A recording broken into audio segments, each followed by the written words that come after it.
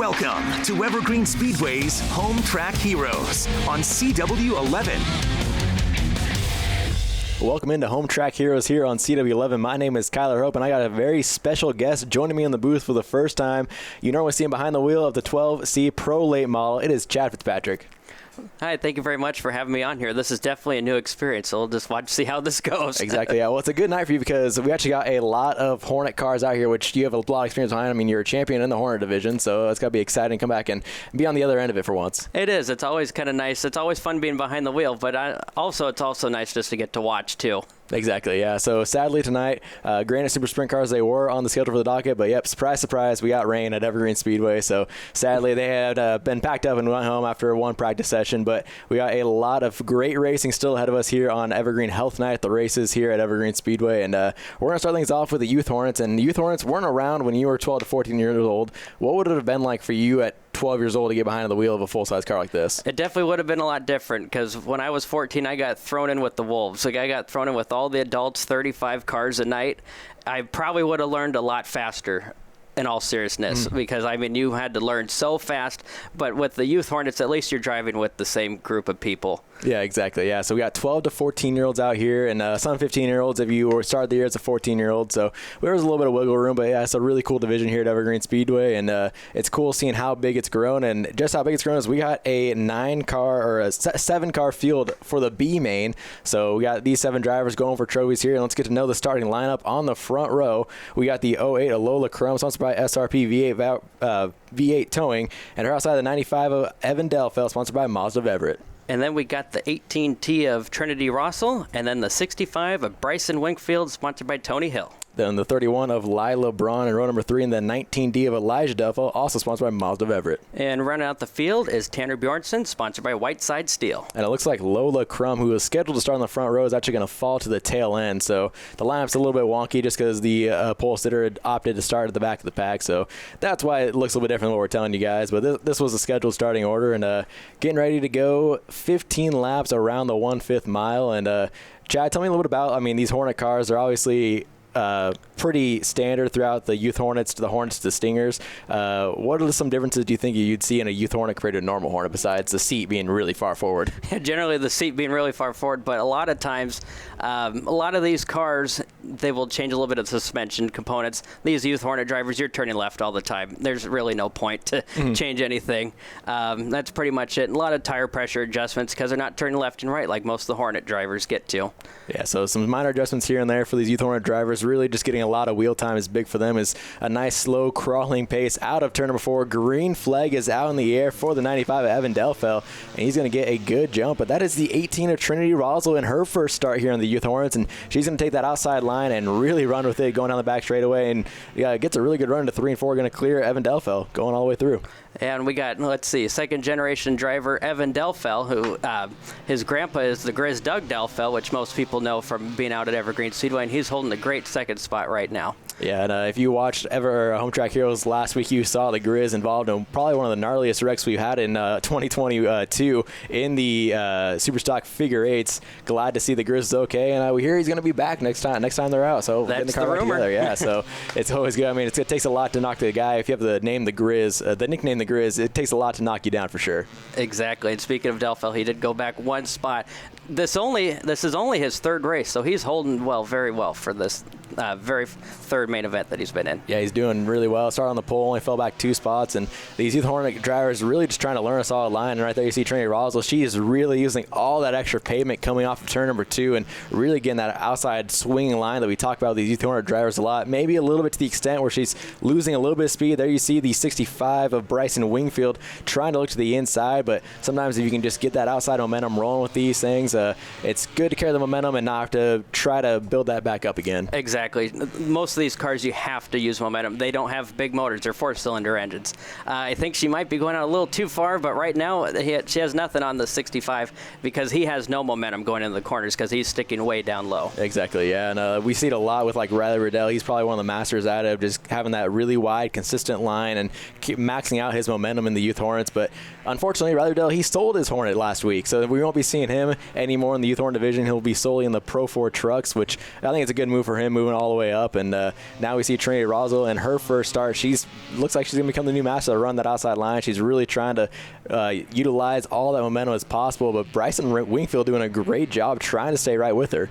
He is doing a very good job, and like we were mentioning before, they don't transfer, so they're just fighting for a trophy at this point. If this was a regular Hornet B main, they would be in the transfer spot. So right now they're just fighting for that trophy. Exactly, yeah. And I mean, as a kid, you want to come home and brag no matter what, or when you're going to school the next day, or I guess 2 days later, like, hey, yeah, what were you doing this past weekend? Oh yeah, I won my main event. You know, like I got this big trophy, got to go up on the podium, talk to all these fans, and it's definitely a bragging rights, especially if it's your first race like Trinity Roswell doing just a phenomenal job out front in the Bender own number 18 machine as we're just coming up on 6 laps to go now in the main event. Exactly. And, you know, these kids, they don't even have their driver's license yet, and they're accomplishing more than what most adults can do. So it's very awesome to see this class out here. When this class started about 6 years ago, it boomed, and we have seen so many drivers move up to the bigger divisions as well. Exactly. Yeah. I mean, we have Haley Constance, who we've now seen the Pro Late Models battling you on a weekly basis when it's not raining, and then we have also Dakota Wilkinson and now the Outlaw figure eights in his first full-time year with those guys. So it's awesome seeing just some of the graduates of the classes. We have some lap traffic now. It's Lola Braun, as you see some aggressive driving from Trinity Roswell trying to get around Lola to put her lap down and try to maintain that gap over Bryson Wingfield. But Bryson doing a great job sticking right with her. Just 3.5 laps to go as 65. Bryson just trying to find a way around her. Yeah, he's hanging tough with her. I believe we're going 15 laps. Yep. So he's got, now 2 laps to go, and she's going way out wide, hitting the dirt, and she's going to lose all that momentum. She's going to go way down low, and that's going to let Bryson get even closer now. Yeah, I think after this first main event for Trinity, she's going to be able to go back and look at the tapes or maybe talk to John Bender, who obviously knows a lot about these cars, and just kind of figure out where she's maybe pushing it too hard, maybe where she can just kind of let the car do the work, let the car drift up. And before we know it, right now, Tanner Bjornsson, he's in the mix for the final spot as well. So just coming around to the white flag this time by, and it's a 3-car battle for the race lead. Oh my goodness, let's see who's going to get this as she goes into turn number 1 with the lead with about 4 car lengths, still going way out wide. She turns it even harder, and now she slams on the gas, and she's almost possibly give up the lead. Yeah, you saw Bryson get on the brakes there to avoid any contact, and here comes the 0-1 of Tanner Bjornsson. He's going to dive bomb it into turn number 2. Tanner Bjornsson's going to take over second place, but it's all Trinity Roswell up front, led from green to checkered in her first main event here at Evergreen Speedway, so congratulations to her. And Bryson Wingfield rounding out the top 3, and let's head on down to the Angela Wins platform with Derek Todoroff. So is this your first time out here at Evergreen? Yep. How did it feel to be behind the wheel of a Youth Hornet for the first time? It was really fun. I was really nervous at first to go out since it was my first time, but once I got out there, it ended up being a lot of fun. So race 1, race win, what was that like? It was really fun to get a win for my first race. So. Have anyone you'd like to thank for tonight? Yes, JBR, Joe's, Plan B Garage, John Bender and Paisley for letting me drive their car tonight. You made that great dive to the inside, going into turn 3 there on that final lap. Walk us through that moment from your perspective. So for that time, I was like thinking he was going to go on the outside, so I took the inside as fast as I could, and I got around him. Do you have anyone you'd like to thank for tonight? Whiteside Steel, Stilly Auto Parts, Emerald City Drones, everyone that came out here, my mom, my dad, and my grandma. All right, how did it feel out there tonight? Yeah, a little slippery, but you know, just the same, like always.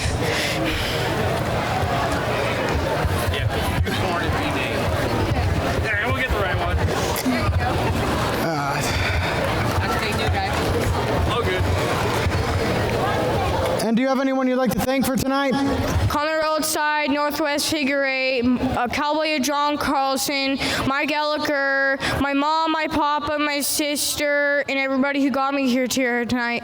Welcome back to Home Track Heroes here on CW11. We got Chad Fitzpatrick up here, Pro Late Model driver. So if you're going to be tuning in next week to the Mark Galloway 100 race, you're going to be looking out for his 12. It's very, it's the orange and yellow car. It's very, Evergreen specific. You don't see many cars like it out here. No, there's no excuse you can't see me. Exactly. I'm sure your spotter loves that when we go to the big track races. Oh, yeah. So we're going to move on to the Hornet B main event. So now we're going to move it on to the reverse road course, which is the first time we ran it all year in 2022. So continuing the streak of mixing up the different road courses. And you've actually ran this road course before, so what is it like running all these different styles of courses, especially this one? This one is actually probably the most challenging because when you go into the turn or into turn 2 backwards, you're wanting to fall out of the seat.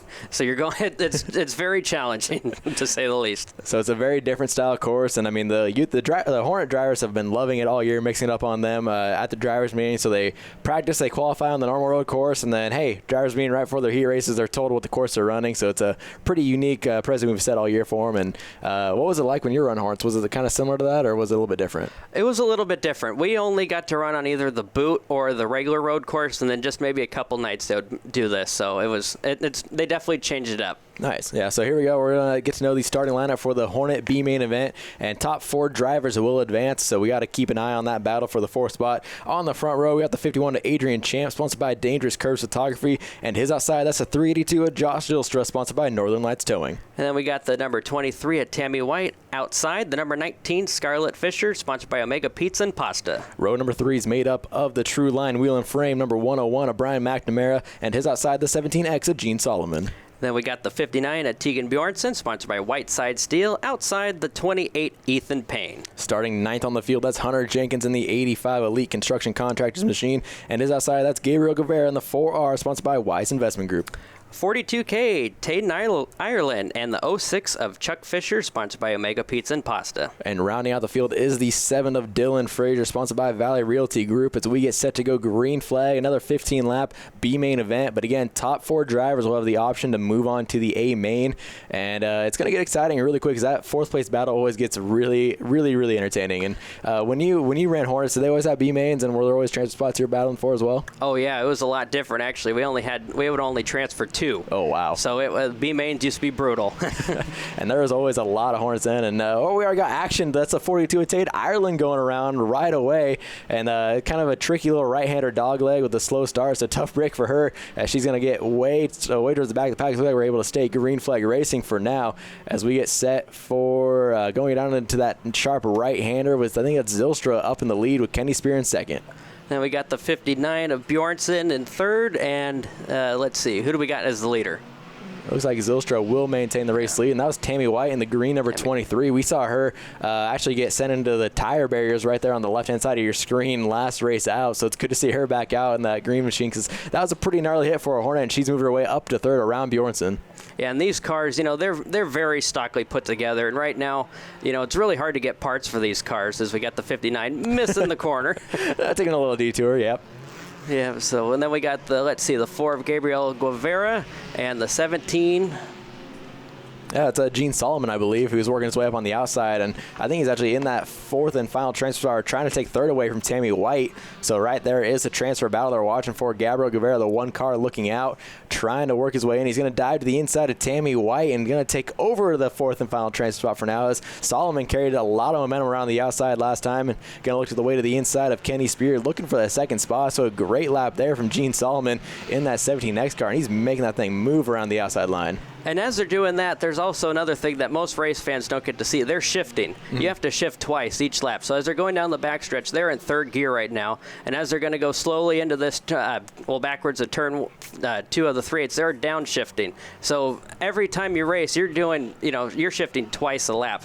So you're also trying to battle with everyone. You're also trying to make sure the car stays in gear too. Yeah, it's a true road course race for sure with the amount of shifting done on some of these different layouts as the rain really starting to fall now for these guys. You'll see the puddle as they enter turn number 2 backwards. You'll be able to really see the rain there, and you see the windshield wipers going back and forth on all these cars as well. As how much more different is it racing in the rain versus racing in the sunshine? Because each of them have their own obstacles. Well, with these cars, it's even worse because with front wheel drive, they just want to go straight.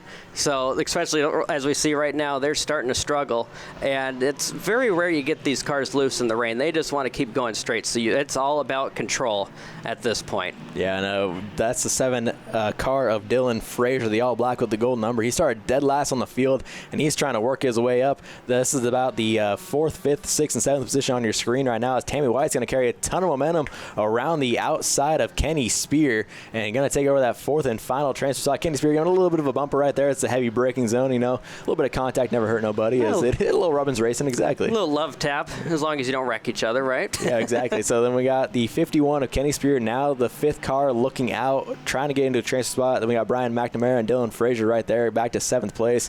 So these 3 cars all on the outside looking in. Is this course layout it's the reverse of what they're normally used to be running, but it just mentally has got to be throwing you off going the reverse direction of the most normal course that you run here. Oh, it is. It's all, racing 9/10 a lot is all mental as well. So, I mean, you're throwing in the rain, and now they're going backwards.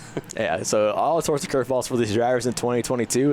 Looks like Kenny Spear with that contact. Looks like that hood might have took a little bit of a damage. You see it starting to flop a little bit. So add another curveball to Kenny Spear on that blue, pink, and white car. His hood's really looking like it wants to come up now. Just testing those hood pins. Hopefully they stay up for him.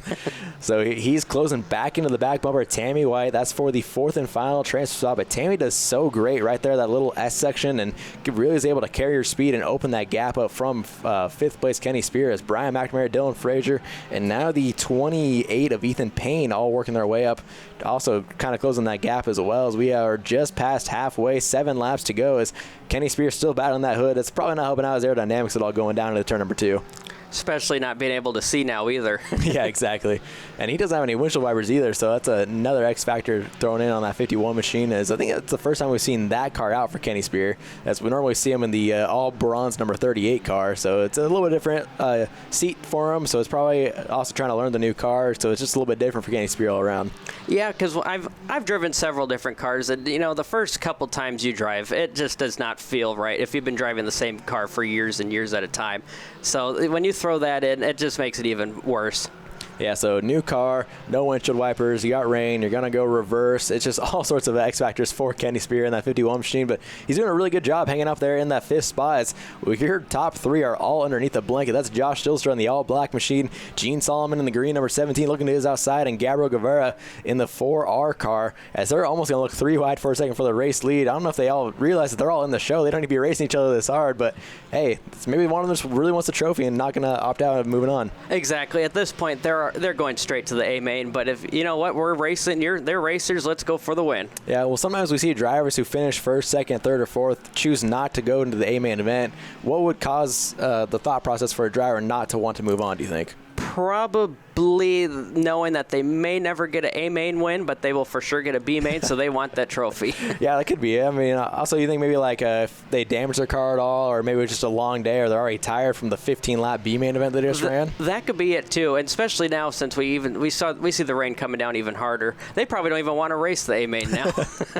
So this segment is brought to you by Angel of the Winds Casino Resort. Angel of the Winds Casino Resort now has sports betting. Think you can pick a winner? Prove it at Angel of the Winds Casino Resort, the only home for sports betting north of Seattle, exit 210 off I-5 in Arlington, as we continue to watch this great battle between Josh Dilstra, Gene Solomon, and Gabriel Guevara. And I think as they've been battling each other so hard, they've almost allowed Tammy White to come to the scene a little bit, as we saw that 23 car poking in the picture right there. As they're starting to battle, yeah, they're starting to slow down all 3 of them, so she's going to start catching them very, very fast. But luckily, like we already said, they're in the A main. Yeah, so these 4 drivers on your screen all have a transfer spot as of right now, and nope, there goes the hood on Kenny Spear's car. He was your 5th place. Now that's going to give it over to the 7 of Dylan Frazier, as Kenny Spear lost whatever hood pins he might have had left, if there were any left, and that hood is now completely blocking his vision and going down the back straightaway. He was testing them, and unfortunately they failed. Have you ever had something like that happen behind the wheel of a car before? Yes, in my late model. Oh, that's even less ideal. Yeah. That's a lot more money to have something like that go wrong. So as we're going to go 3 wide for the race lead down the back straightaway, that's Gene Solomon going to, looks like, take the advantage of it around the outside lane, carrying the momentum around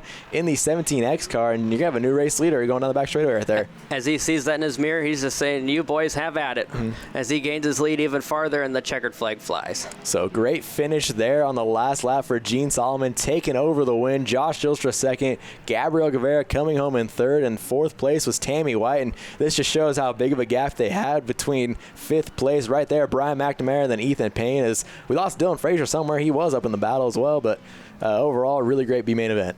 That was a very good B-main, and I can't wait to see what the A-main has in store for us. Exactly, yeah. So let's head on down to the Angel of the Winds winners platform and hear from the top 3 drivers that did not advance into the A-main event. All right, Josh, different course. How do you like this one? I really enjoyed the course. The last couple of times we've done a reverse boot, and that didn't turn out well for us. But this course was excellent. I absolutely loved it. So is this one your favorite of the ones you've done so far? It is. And I hope we do it again next time we race. Haven't you wanted to thank for tonight? I want to thank Austin's Automotive in Snohomish, Washington for all the engine work that he's done in the past for me. I want to thank my crew chief, John, for helping me out today, and without him, I wouldn't have been able to make it. I want to thank my sister and her boyfriend and my father for making it possible for me to be here as well.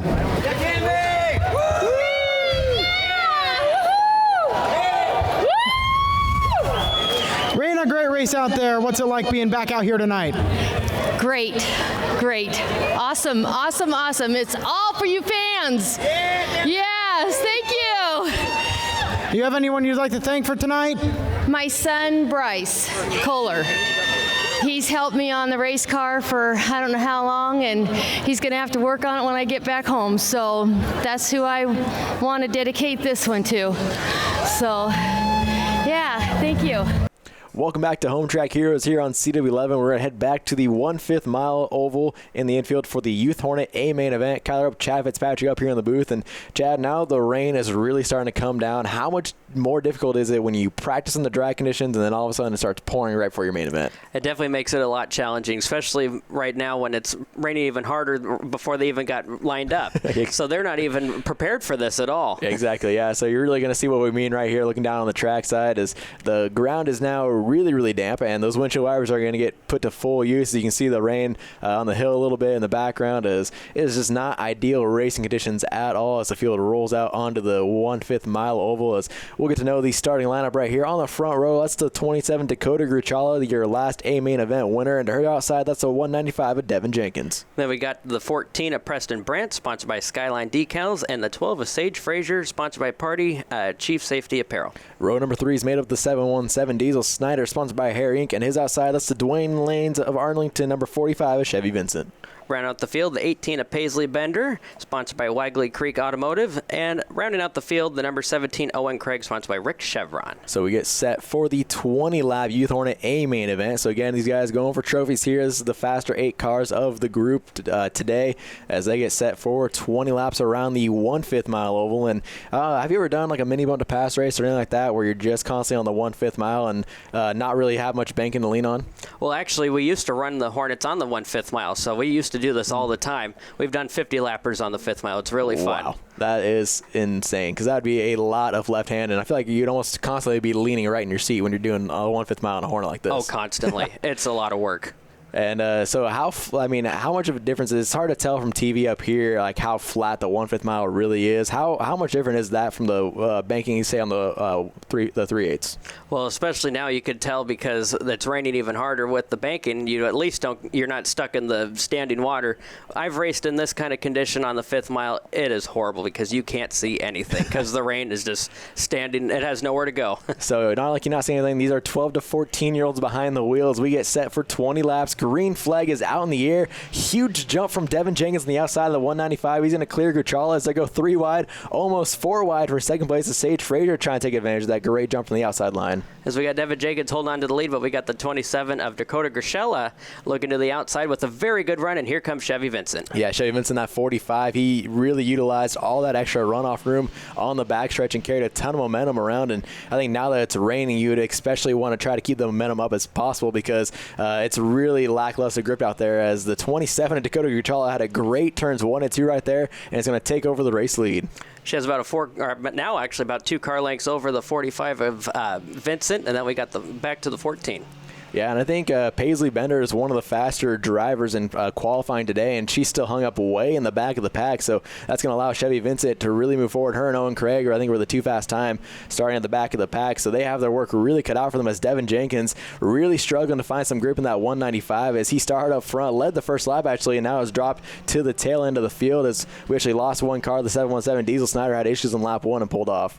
As we got the 27 still leading as she's starting to grow that lead to about 5 or 6 car lengths now. That 45 kind of looks familiar. It looks like an old street stock that we saw last year. Yeah, exactly. Yeah, so we see the 45 car. It's a similar paint scheme, actually, that we saw in that awesome-looking Camaro street stock, but changed it up this year as we see Nick Beecher in the pro late model division. But, yeah, that Camaro street stock was a beauty last year, I thought. It was, and as that's going on, we got the 27 gaining her lead even more. Exactly, yeah. So, and speaking of street stocks, you actually ran street stocks before. What is it like, the street stock division here at Evergreen Speedway, and especially how much it's changed since you ran it? Oh, it definitely has changed. I think it's getting even more competitive. It was competitive when I ran, but now the division's growing even more. It's been really fun to watch. Yeah, exactly. And if you haven't seen them, the Street Stocks will be in action next week on the Galloway 100 show. You'll have their 30-lap main event on the 3/8 mile oval. You'll definitely want to tune in and watch that, as they've been exciting all year long. As we watch Paisley Bender put some pressure on the back of Preston Brandt for the third position, the final spot on the podium. So Paisley Bender able to work through a lot of that slower traffic towards the back of the pack and start putting some pressure on for the spot on the podium, as she's working that 18 car, trying to find a way around Preston, just trying to be patient. So it's 13 laps to do it, so not trying to make any crazy moves and possibly bring out a yellow and send her to the back of the field by making too much contact there with the 14. Yeah, and she's doing a fantastic job. And, that's getting really close. But like I said from the race before, when you go into the corner in these things and it's wet, they're just going to want to go straight. And she did a very fantastic job past them and not making any contact with the 14 car. Yep, so now she's going to set her sights on the 45 of Chevy Vincent, who's in second place. And we'll flash back up front to Dakota Kucharli, who took over the race lead on lap number 2 and hasn't looked back since, leading the last 8 laps with just 11 to go now. This segment is brought to you by Evergreen Health. Monroe is also their night at the race. It's Evergreen Health. When your need for speed gets the best of you and you end up needing stitches or having bones set, Evergreen Health is your full-service community hospital ready to take care of you when you need them most. And hopefully none of these Youth Hornet drivers will have to take a visit over there, as so far it's been clean and green for the first half of this race. Yeah, she's pretty much all by herself out front in her own zip code, looks in the rearview mirror wondering where everyone's at.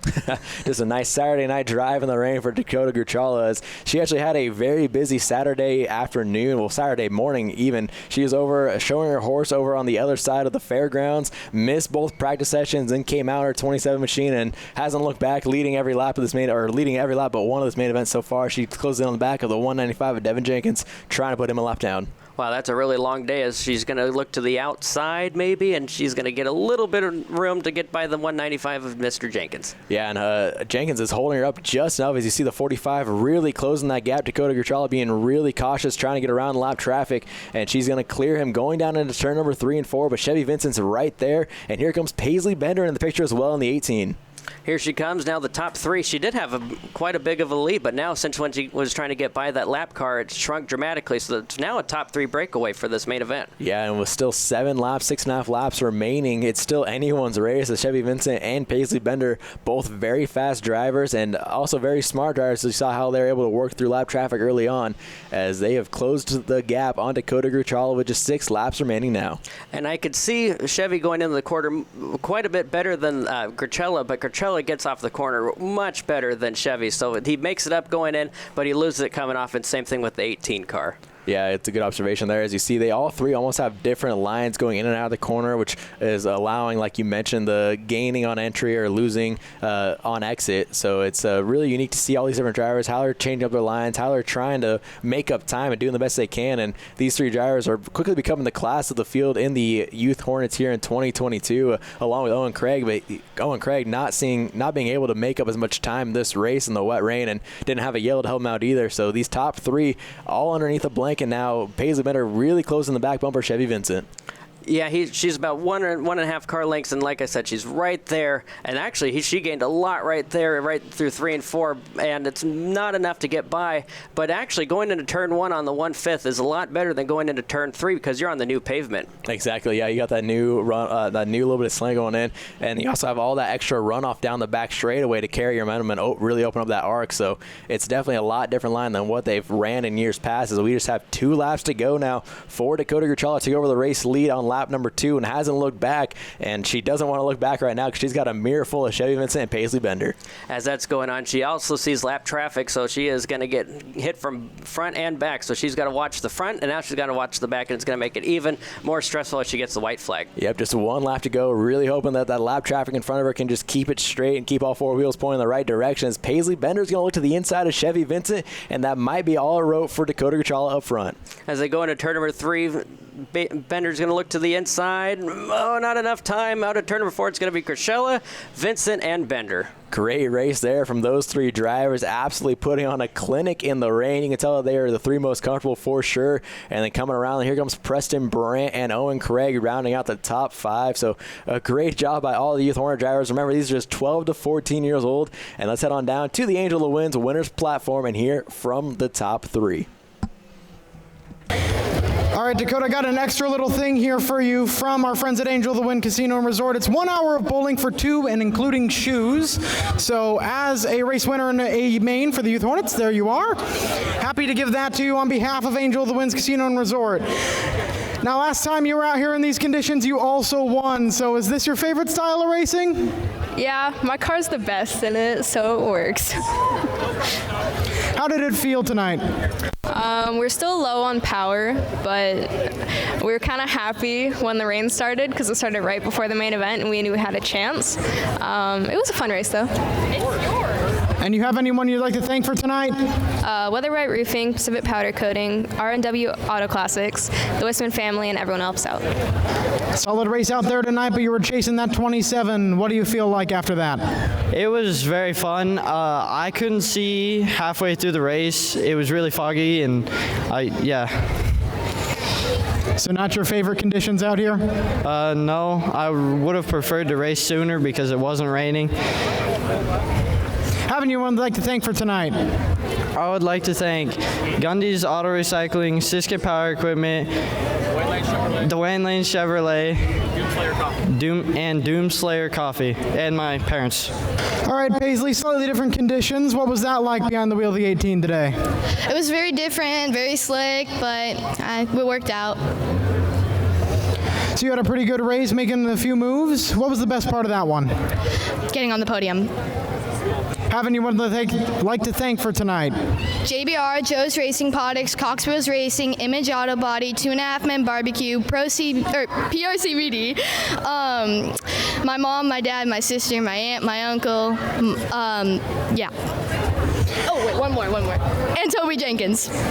Welcome back to Home Track Heroes here on CW11 as the rain continues to come down at Evergreen Speedway. My name is Kyler Obe alongside Chad Fitzpatrick as we get set for the 30-lap Interstate Battery Hornet A main event now. And, I mean, you're a past Hornet champion. How exciting is it right before your main event, just getting ready to roll out? Like, what is the mindset like, especially for the Hornets right here? Well, with Hornets, the first few laps, just survive, because it's crazy the first few laps. Yeah, especially with a full field invert. Your fastest cars are at the very back of the field, minus the couple guys who decided to transfer out. So if you're one of the faster guys, you really got to be patient and you really got to wait to try to get through all the chaos, especially when it's raining like it is here today. Exactly. You know, this is the class where it makes the best racers. You learn so much in this class. How to pass, pretty much mainly how to pass.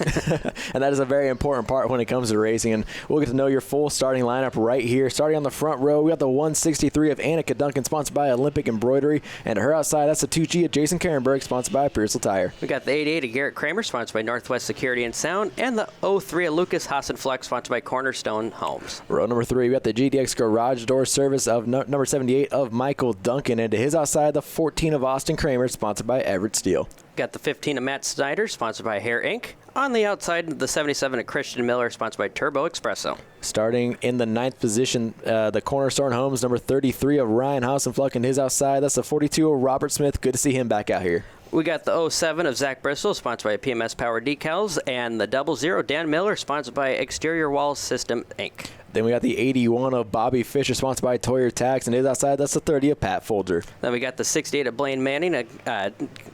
He won a couple times this year, sponsored by Exterior Wall System, and the 49 of Calvin Miller. And then the one driver that opted to transfer from the B main event, that's the 17X of Gene Solomon. And like you mentioned, yeah, Blaine Manning, he's won on about every single course we've thrown at them this year in 2022. So definitely going to have to keep an eye on that 68 machine, as he's been really fun to watch in 2022. Keep an eye out on the 49 of Calvin Miller. He won a couple times this year as well. Yeah, and he's starting at the back of the pack. So those two guys are two fast drivers in qualifying. So definitely keep an eye out for those two. But up front, they got a lot of cars and a lot of fast drivers to try to get through as we get set for the green flag on the reverse road course. 30 laps for the Interstate Battery Hornet Division.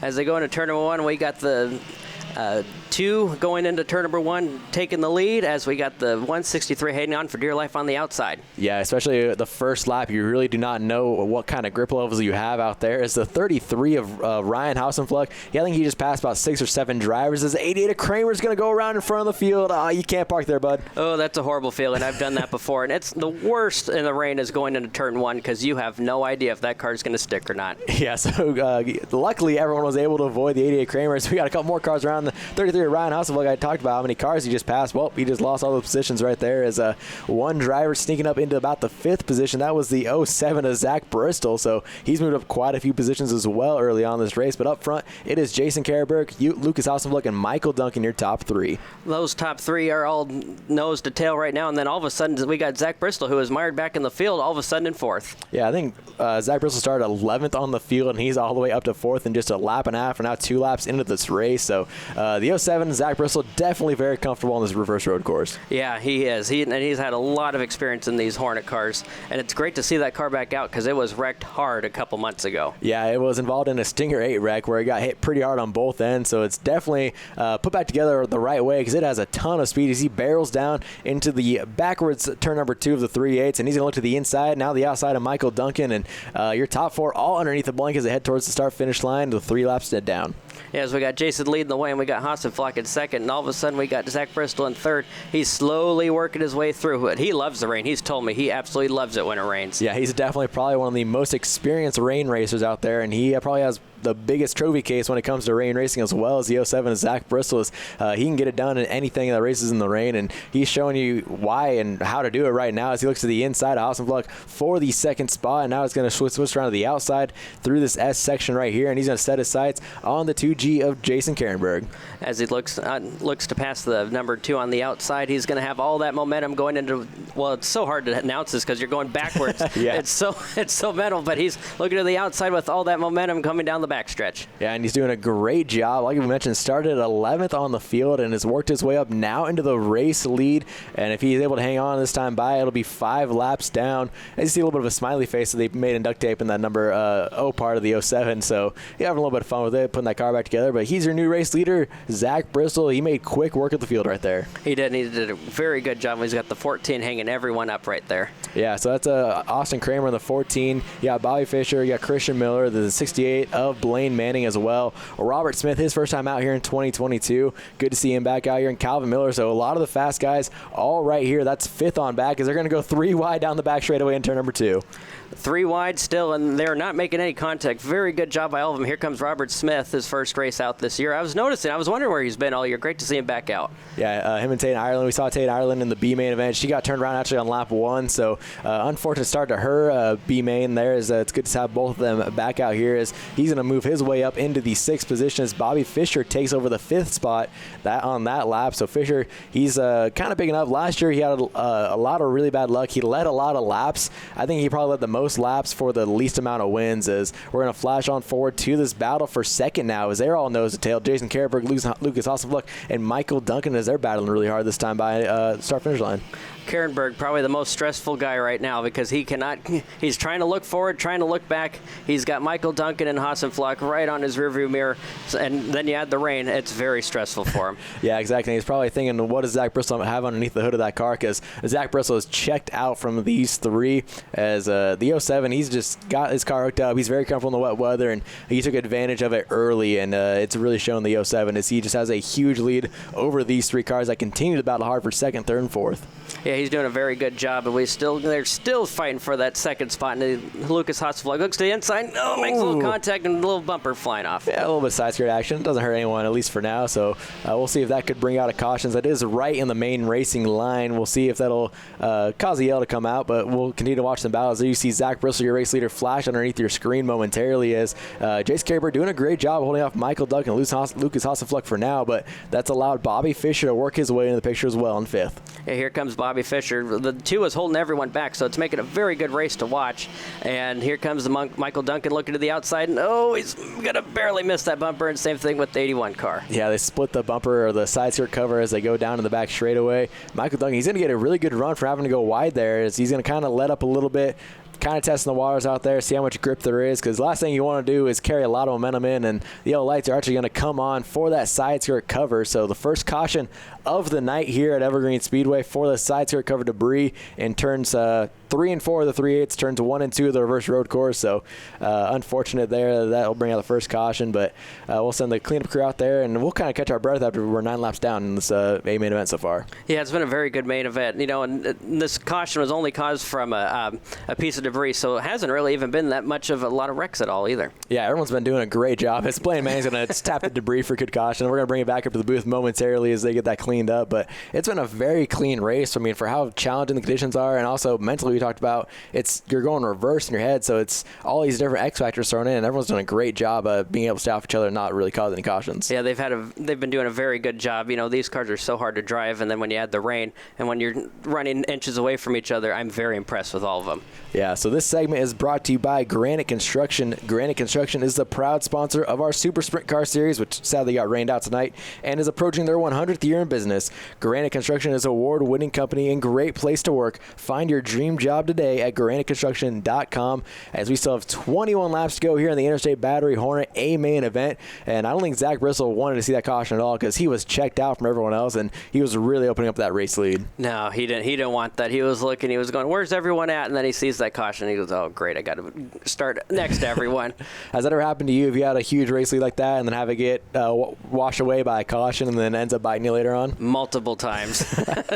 So definitely not what Zach Bristol wanted to see. Hopefully he'll be able to jump back out to that race lead he had. He gets a good jump here going into reverse turns 4 and 3 of the 3/8 mile, and trying to keep that car low and straight and then get good drive off, as Michael Duncan carrying that outside momentum, trying to get around the 2G of Jason Karenberg for that second spot here in 78.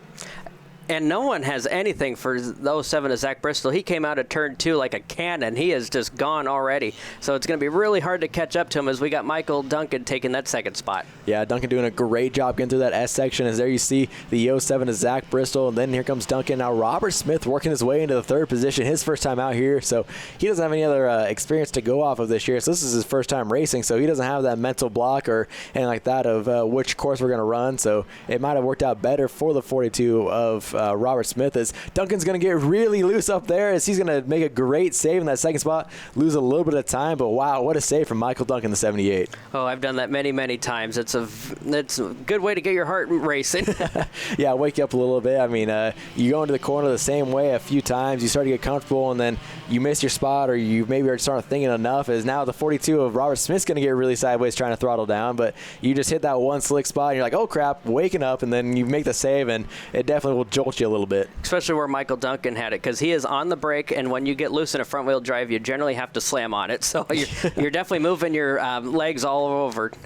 Yeah, so we saw Robert Smith. He got loose in the middle of 3 and 4, which is a better spot to do it, because then you can, like you said, throttle up and let the car straighten out itself. So it's almost better for the 42 of Robert Smith. He's going to look to the inside again, get loose again, just try to throttle up without making any contact with Duncan. So this battle for second is a great one on track right now, with one of the Hassenflux right there, waiting for maybe a mistake by one of these drivers, as Duncan's going to get really sideways again going into turns number 3 and 4. He's going to do it again, and he gets even more sideways, and that pesky tire is right in the way. So they got to turn really, really sharp to miss it, but they're all doing a fantastic job right now. Yeah, and don't look now. Here comes Blaine Manning and Calvin Miller, the 2 drivers that you and I talked about at the beginning of this segment. They're working their way up just outside the top 5, trying to break that top 5 and try to knock their way onto the podium spot, as Michael Duncan and Robert Smith, that battle starting to lessen up a little bit as they go down into turns number 2 of the 3/8, as we still have over half this race to go, so still a lot more battling to come, as Robert Smith trying to make some momentum through that S section and get a good run on Michael Duncan going on to the turns 4 and 3 of the 3/8. Ooh, got a little bumper right there. I think he's getting a little impatient as he goes through with the backwards 3 and 4. Gets a really, really good run coming off a turn number, coming down the backstretch, and just not enough to make it happen. Yeah, we talked about it so much when we see our oval track classes go on to the 3/8 mile, how much they'd want to avoid the low line. Just how loose it is like that. There's a lot more standing water than the higher line, but Robert Smith able to make the low line work in 3 and 4, and now in turns number 2 to take over that second spot from Michael Duncan, and Hassenflux sitting there in 4th with Blaine Manning now in 5th. Yeah, and he's got a lot of ground to make up. When those two are battling, normally when you're the leader, you want to think that, oh, you boys just keep having at it. Well, Zach Bristol has no idea because he's so far gone. Yeah, exactly. He looks at his rearview mirror, doesn't even see the battle for second place. Here's Zach Bristol. There you see Robert Smith flash at the top of your screen. So roughly maybe a 10-second lead for Zach Bristol already with still 14 laps to go. It's an incredible drive by the 07 machine so far. Exactly, and as we got the street stock driver, number 49, Calvin Miller, I believe he's in that 4th spot right now. Yeah, it looked like he might have got around Blaine Manning. Looks like Blaine Manning might have kissed a uke tire with all that white paint on his left front, so possibly an incident that we missed from the 68 of Blaine Manning as he lost a spot to the 49 of Calvin Miller, like you mentioned, is Calvin Miller trying to hunt down Hassenfluck now. I think the 49 might be the fastest car on track, but he's got half a track to try to make up on Zach Bristol. That's a tall order. He does. I believe he's one of the fastest cars on the track, but he has so much ground to make up. He's losing laps. He's losing time all at the same time.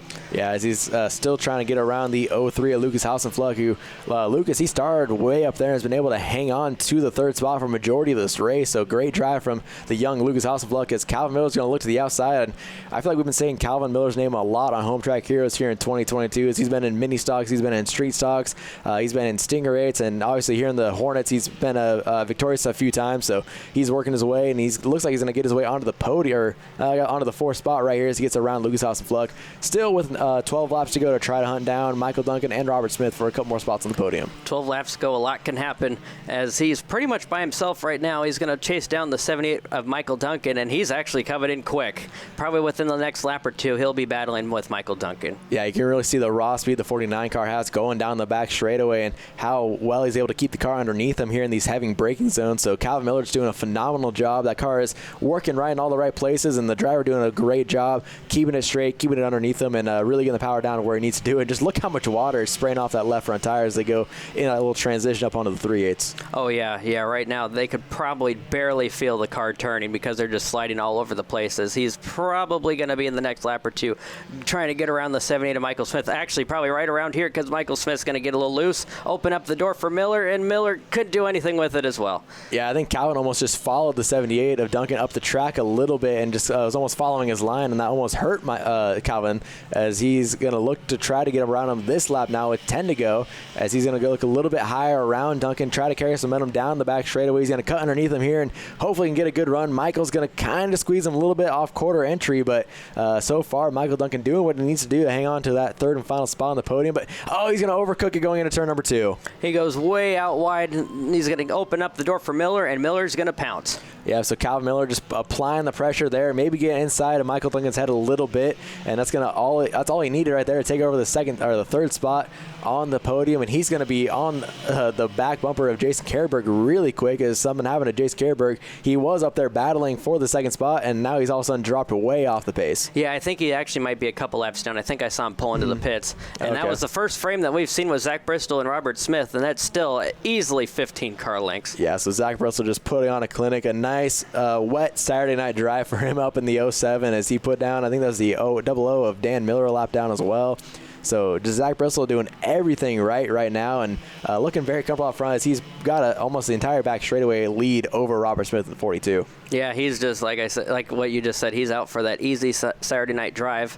Just slowly put lap cars down as well. He's just counting the laps, and, with this Monroe 3/8, you could see the scoreboard. He knows how many laps are left. He's just counting them. Yeah, exactly, and he's also just really hoping that everyone's able to keep their cars all pointing in the right direction. We stay green, and there goes Robert Smith finally by the start-finish line, and then Calvin Miller there in the 49. So there's your top 3, and that just really showed how big of a gap that Zach Bristol has over the rest of the field. So you mentioned at the top of the segment, Zach Bristol probably one of the most comfortable guys racing the rain, and he's really proving the point right here. Yeah, as we got the 42 Robert Smith in second, doing a very good job for his first time out, kind of getting the rust off, and it was a perfect night to do it as he is trying to get around the lap car, and Calvin Miller coming in quick. Yeah, Calvin Miller, he's done a great job. Like you said, he's probably the fastest car on track and continuing to prove you right here as he's hunting down Robert Smith very quickly. Still 6 laps to try to get around him. So we'll see if he's able to maybe utilize some lap car, or maybe Robert Smith will make a mistake like that right there. Gets really loose in center of the corner, and he's going to lose all of his momentum. And here comes Calvin Miller on the 49 right to his back bumper. And with that, you want to be really careful if you're in Calvin Miller's situation, because you do not want to overdrive and get into the 42 as well. So Calvin Miller doing a fantastic job, and he just almost got by the 42. Yeah, you saw Robert Smith get really loose on that tight right hand right there, right before you go on the hairpin, and that's going to allow Calvin Miller to go side by side with him. Just 5 laps to go. We'll see how quickly Calvin Miller is able to put the 42 or behind him and try to hunt down Zach Bristol, but I don't think 5 laps will be enough for Calvin. No, unless we have a caution. As of right now, everyone's playing nice right now. Yeah.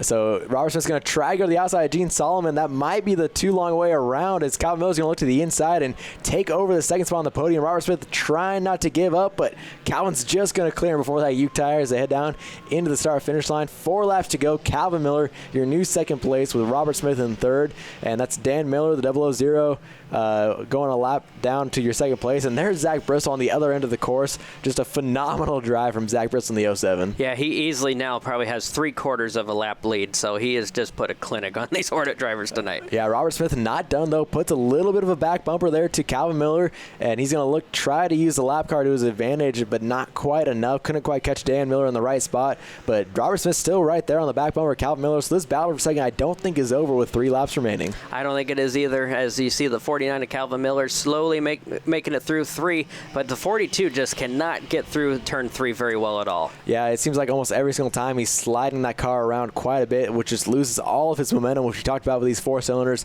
how momentum is key, especially in the rain. It's just even harder to get that grip back going and get your car back running to a faster pace as they continue to battle hard right here as we get set. There they go down. It's just now across the start finish line. Here comes Zach Bristol trying to get the white flag with a huge field of lap cars in front of him. Yeah, he's got all those lap cars, but he has no pressure from behind, so he'll be just fine trying to get through these, as you'll see the white flag this time by. Yeah, I think he'd easily put it in cruise control and not to worry about it, as he's going to go around the 17 of, I believe, Owen Craig, who we saw in the Youth Hornet race. So Owen Craig going a lap down to Zach Bristol is going down the back straightaway for the final time as Zach Bristol.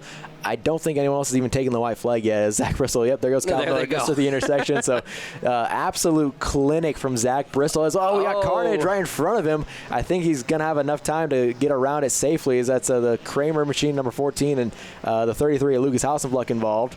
As we're going to go on to the start-finish line. Zach Bristol, your Interstate Battery Hornet A main event, as we can flash back for the battle for second as they go down to the hairpin. Oh, he goes way out wide. He's going to lose all that. Oh, he's going to miss the whole corner. And here comes the 49 of Calvin Miller for second. And Robert Smith's just going to pull off the track, it looked like. So Robert Smith going to pull off. Calvin Miller will be your second-place driver. And let's see who's going to come home third. Oh, that's a lap car. That's a lap car, yeah. So that's another lap car.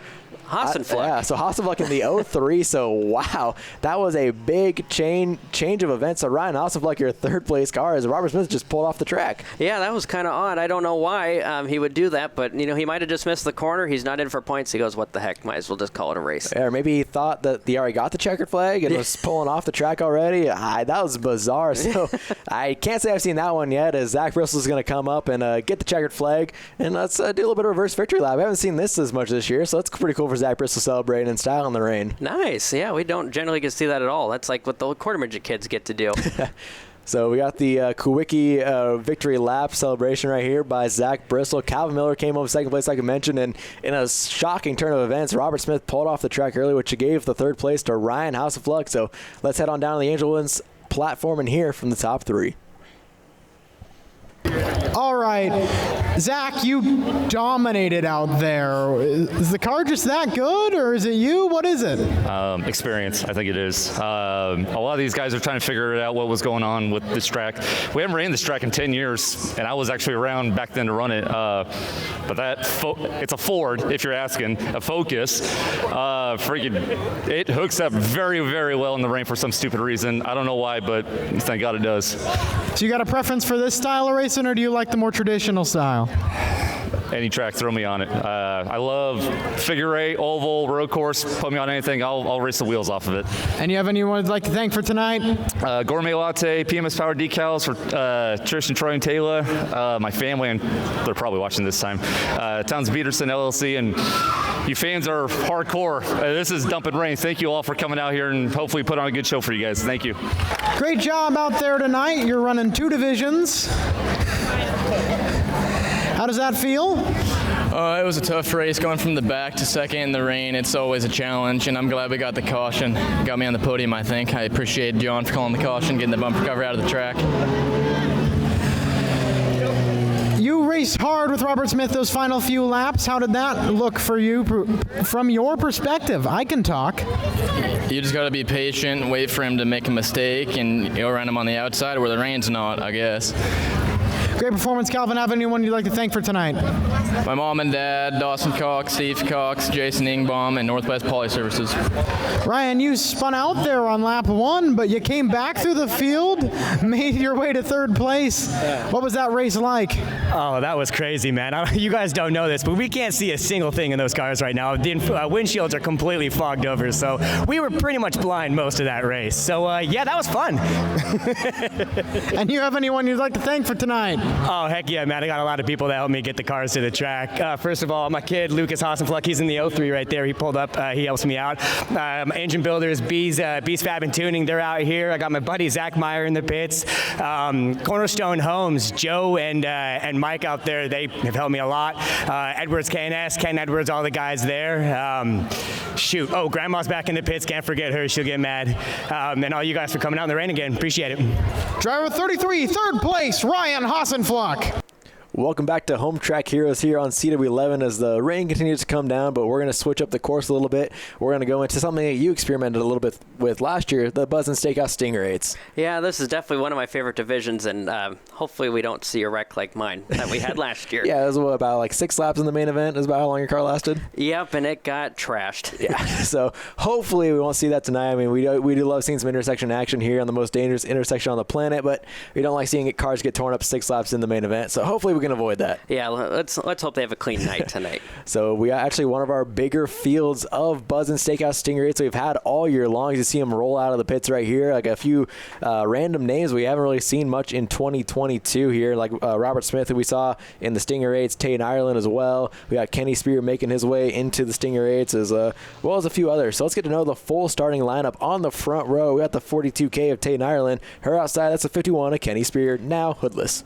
Now we got the 16 of Payne Hot moving up from the Hornet division, sponsored by Papa's Tavern, and the 111 Ashley Shoe Car, sponsored by Be Happy Carpet Cleaning. Row number 3, we got the 18J of Jackson Beckel, last year's Rookie of the Year, sponsored by JBR Racing. His outside, father Josh Beckel in the 13J. We got the 025 of Trent Gillespie, and the 43 of Damon Claiborne, sponsored by Raritan's Dodge Chrysler Jeep Ram of Monroe. Next row, we got the 40 of Andrew Reinders, sponsored by Woodby Donuts, and to the 247 of Calvin Miller to his outside. Then we got the 42, Robert Smith, doing double duty, sponsored by Honda and Toyota of Seattle. And the 1 last year's champion, Brendan Lindberg, sponsored by Cox Wheels Racing. And in the second row, we just saw him pick up a win in the Hornet division. That's the 07 of Zach Bristol, sponsored by PMS Power Decals. And his outside, that's the 77 of Christian Miller, sponsored by Turbo Espresso.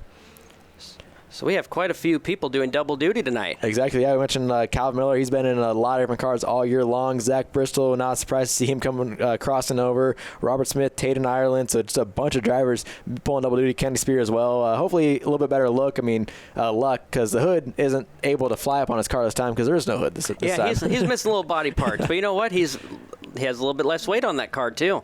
Exactly, yeah. So the Buzz and Steakhouse Stingrays, and this segment is brought to you by Buzz and Steakhouse. Buzz and Steakhouse serves hand-cut Angus steaks, breakfast all day, and mouth-watering burgers. Visit one of their 12 locations. Buzz and Steakhouse, sponsor of the Stingray class, as we get set for 30 laps around the most dangerous intersection on the planet in the very, very wet conditions. Very, very wet, as the anticipation's just, oh my goodness, I could feel the anticipation right now as well. It looks like we're waiting for a couple cars. I don't think we're going green this time by. No. I don't see a one. Now we got one to go. There's the one to go. We're waiting on Zach Bristol, who we mentioned just got out of winning the Interstate Battery Hornet A main event. So we're waiting for him to tag the end of the field as now we get set for 30 laps. One to go that time by from head flagger John Peterson. And we got Principal Guthrie down at the South Pole as well. So Kevin Guthrie out here helping out Jonathan Peterson with the flagging duties tonight in the rain. And that camera angle right there, you can really see all the standing water these drivers have to deal with on the flat figure 8 track in the 1/5 mile. Oh yeah, it's very difficult as we get they did not like that start. Wave it off. So hopefully everyone's able to keep it together and not make too much contact. It's normally whenever we see the start get waved off like that, we can oftentimes see cars get turned around or drivers bump a lot more than they need to be doing. We'll try it again this time. They really like the drivers to be side by side all the way through the South or the North Pole before they throw the green. So we'll try them again this time by. Hopefully we'll see the green flag and get this 30-lap feature underway. Yeah, it's really hard in this weather to keep keep up to pace because the tires are already trying to front spin. You can see the 51 on the outside, and we're going green this time by a lot better start. Yep, and Kenny Spear on the 51 trying to take the early advantage, going to the South Pole, having the inside line with Ashley Shukar trying to follow through. And then there's Josh Beckel on the 13J as well. So that inside line really trying to get moving around the 42 with Tate in Ireland. Going into the North Pole for the first time. It looks like it's going to be Kenny Spear trying to hang on to lead lap number 1, but Ashley Shukar is going to feed a little bit of a bumper, and we're going to go almost 3 wide for a second. It's actually going to be Ashley Shukar leading lap number 1. Here comes Shukar taking the lead on the outside as she's getting all that momentum going into turn number 1, and she's just could not make it go down. And then we got Kenny Spear fighting on the inside, and we got the 13 of Josh Beckel on the outside as he's still fighting for the lead going into turn number 3. Yeah, you really see them fighting, trying to get some sort of grip to those front tires. It's so hard in these long sweeping corners for these Stinger 8s as Ashley Shugar's going to hang on again to the lead lap number 2 with Kenny Spear still right there to her inside though. Kenny doing a great job on the 51 machine with a ton of pressure from behind. Ashley Shukar hanging tough. Fun fact, she was the first woman ever to win a Stinger 8 A main back in 2007. So she's looking for that win since she hasn't won since 2007, so it's really nice to see her up front. Yeah, so she's doing a great job battling hard as we see some swap for position in the top 5 right there. That's a 247 of Calvin Miller getting around Damon Claiborne, the 43 for the 4th spot. But Josh Beckel applying a lot of pressure to Kenny Spear, who's trying to still get around Ashley Shukar as Shukar washes way wide that time around the South Pole, possibly going to hand the lead over to Kenny Spear. Spear takes the lead as here comes Beckel to the outside. Beckel is no stranger to figure 8 racing. He was the 2006 Extreme Contact Figure 8 champion, so he is a Figure 8 champion, and he's doing a great job on the outside, but still side by side, and they're holding up the field. Yeah, Kenny Spear, that time your new race leader, so the first time we had a lap led other than a Shukar, as Josh Beckel's going to kind of bully his way forward into that race lead now, and like you said, they were kind of holding up the rest of the field, and Josh Beckel's going to try to take over the lead and just check out from the rest of the field as there's a lot of contact right there going through the North Pole. Swapping a whole bunch of paint, but you know what? That's Figure 8 racing. That's okay. Exactly, yeah. As we see the 247, Calvin Miller getting a little bit of contact with Kenny Spear. Calvin Miller trying to get that spot back, and a little bit of contact there with Shukar. She's able to strain it out, make a great save going around South Pole, but that's really going to bunch up this group as, yeah, Brandon Lindberg, Jackson Beckel, Robert Smith, a bunch of big names trying to work their way forward. I think that might have been a little payback. I saw a little trading paint with the Shukar from a couple laps before that. I think it was just letting them know I wanted to give a little payback. Yep, and we're going to go 3 wide still. That's Lindberg involved, Jackson Beckel, the 42 Smith, Damon Claiborne, as they're going to battle really hard. These are a lot of your fast guys too, and they're really swapping paint, and they're almost holding each other up. It's Brandon Lindberg's able to sweep by all 3 of them and now put pressure on Calvin Miller in the 24/7 machine. Yeah, we still got Kenny Spear in that 3rd spot holding everyone up, and then we got last year's champion trying to look around the 247 of Miller, but just can't quite make it happen. It's way too much standing water on the outside. Yeah, you can tell once they kind of work that inside line enough, it kind of pushes a lot of that water wide, and then you'll see the next line out how much more difficult it is to try to get any power down or any sort of momentum going because there's just absolutely no grip out there. None at all. But Shukar's hanging tough still in that 2nd spot, holding about 3 car lengths in between both of them. Yeah, once she was able to completely clear Kenny Spear and really get in her own rhythm, you can just tell how strong that 111 car is, and she's doing a great job being very comfortable in the rain right here, not letting Josh Beckel check away from her, so she's doing a phenomenal job. Just got to wait for some of that intersection action to heat up, and maybe that's all she'll need to take over the race lead from Josh Beckel in the 13J. Kenny Spear still sits 3rd as we got Lindbergh looking to the inside of Miller for 4th. Lindberg's almost able to make that pass happen as they come through the intersection, as Gary Cressy would call it, the intersection of doom, as they got about 21 laps to go, and it's still Beckel way up front. Yeah, and we still have a lot of cars in the field. Zach Bristol hanging out towards the back, just kind of biding his time, waiting for some of these drivers to make mistakes or maybe for a caution to come out before he starts applying some pressure, as he just had a 30-lap main event on the reverse road course, so he's got to be tired in that 07 machine. Yeah, he was late for this main event. He was polishing the trophy, getting ready for this race. Exactly, yeah. So we're going to flash back up with your race leaders. Shukar doing a great job closing that gap. Ashley doing a phenomenal job just splitting the gap perfectly with Tay in Ireland coming across the back bumper. So the intersection of doom, like you mentioned, really starting to heat up, or the most dangerous intersection on the planet, whichever you prefer it to be called. Either way, it's getting hot and heavy really quick. Now this is the part of the race where it gets really, really interesting. You're trying to look forward, but now right where Beckel's going through, he's looking at the intersection, seeing if it's going to be clear for him. Yeah, we've talked about this a lot this year, how mentally disciplined you have to be a figure 8 driver, because you're looking left, you're looking right, you're looking straight in front of you, you're looking behind you to see what kind of pressure you got. You're really looking all over the place constantly, and the amount of information you have to calculate and bring in just through the course of a single lap in a figure 8 car is just monumental to almost any other class. Oh, yeah, and exactly. And then when you're also going through the intersection, you got to see who you're going to go through with, seeing if they're going to stop for you or not, because you generally know who you're going to get with in the intersection or not. Exactly, yeah. And normally the drivers can kind of figure out who the race leader is and try to give him a little bit of a leeway. You see Christian Miller falling behind the two race leaders, letting them kind of battle it out. But every now and then you'll see those drivers like, I don't really care who you are. I'm going to race you hard. I'm going to shoot my guy. I'm going to race my race. I'm going to race everyone just as hard as I would, no matter what position you're in. So it can really boil down to all these different characteristics and different characters out here on the racetrack, as Lindberg has worked his way up into the 4th spot and putting pressure on Kenny Spear, trying to take over the 3rd spot on the podium. He's almost got it as he's looking to the outside, and he just almost got into him.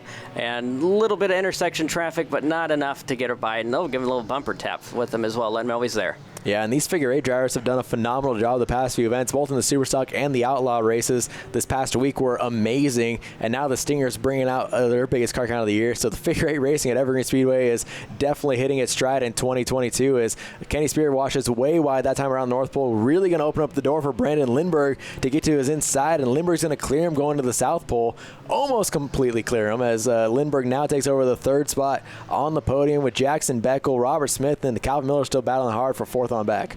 Lindberg has a lot of ground to make up. He has about 15 car lengths to get to Ashley's shoe car, but now look at all that traffic in the intersection. Yeah, that was Trent Gillespie splitting your 2 race leaders right there in the 025, and what we know from Trent Gillespie is he's definitely going to race with no fears. Tayna Ireland's going to squeak through right in front of her dad. Robert Smith battling hard with Calvin Miller. It is all sorts of crazy intersection action right there. I love that shot because it just captures just how insane the intersection can be, and it's even crazier to watch in person too. Oh, it is. Oh, we got a car going backwards. Let's see what happens there. And I've seen Josh Beckel race in the figure 8s for it. He doesn't stop. Yeah, exactly. So that's Tayna Ireland in the 42. She's going to pull off. Maybe some issues with the car, or maybe, hey, it's raining. It's our first race out this year. Don't want to tear up any equipment too much. So she's going to pull off early. But great to see Tayna Ireland back out here in 2022 as we watch Josh Beckel open up the lead a little bit over Ashley Shoot-Car with the intersection action, helping him out a little bit, as now they're splitting Andrew Reinders in the 40 machine between your 2 race leaders. As he is just gone now. That intersection traffic helped him big time,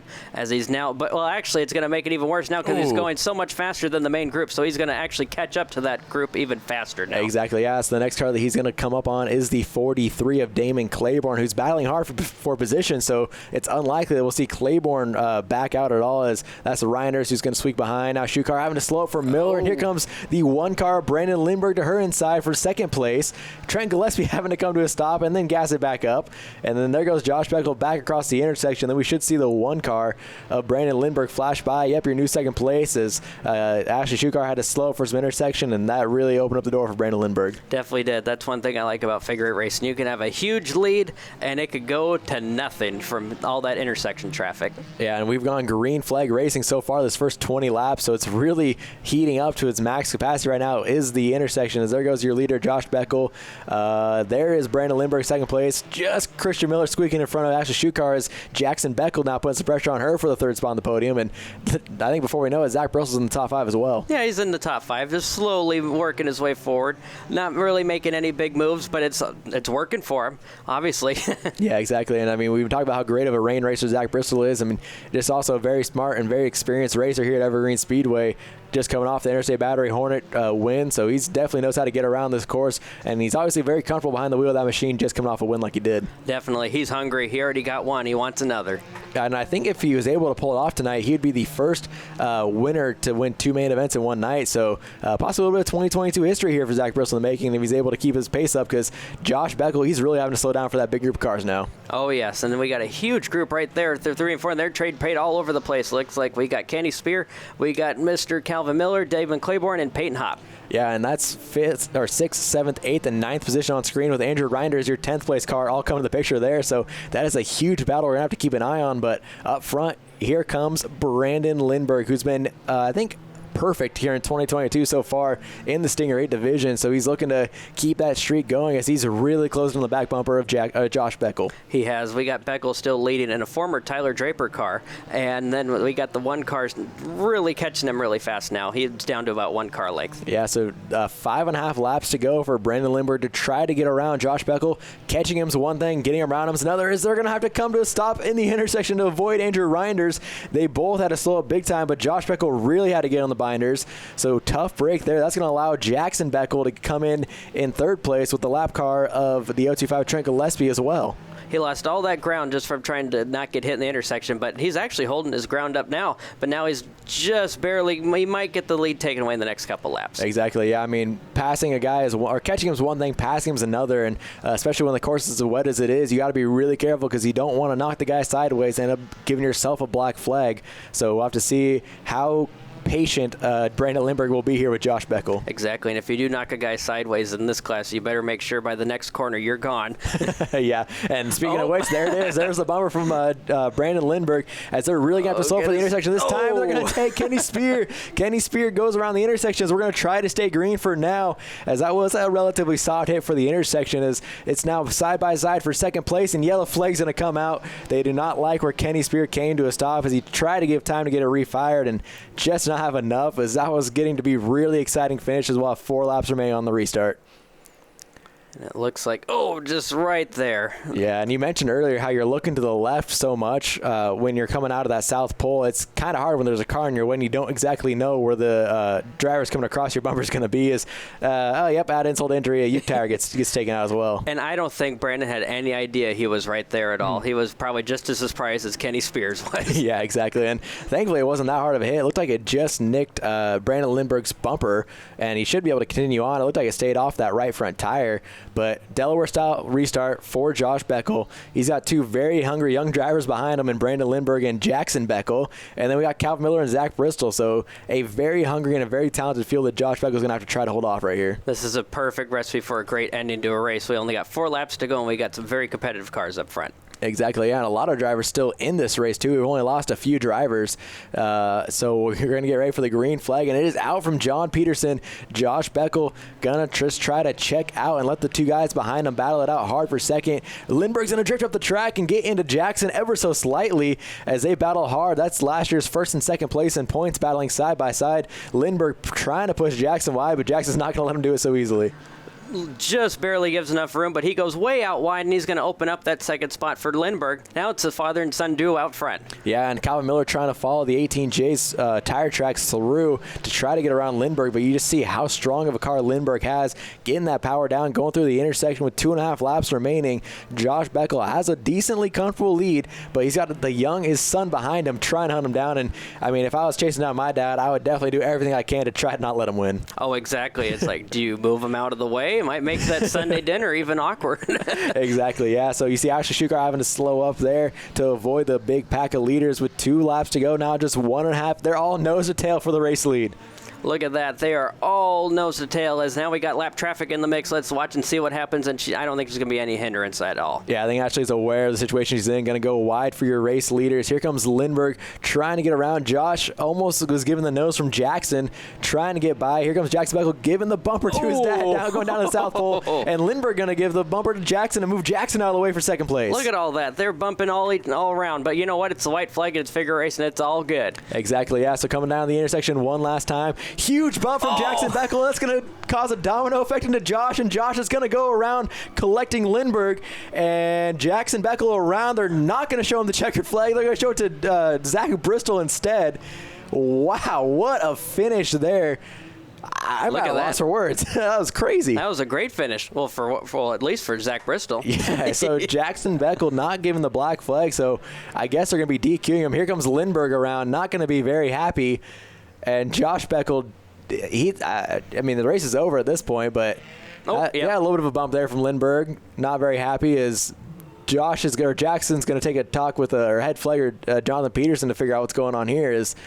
There's a lot to dissect here. So I think it's going to be in Zach Bristol, Peyton Hopp your winner, or Zach Bristol your winner, Peyton Hopp in 2nd. And I'm not sure who 3rd place is going to end up being, but I think Jackson's going to be DQ'd for that.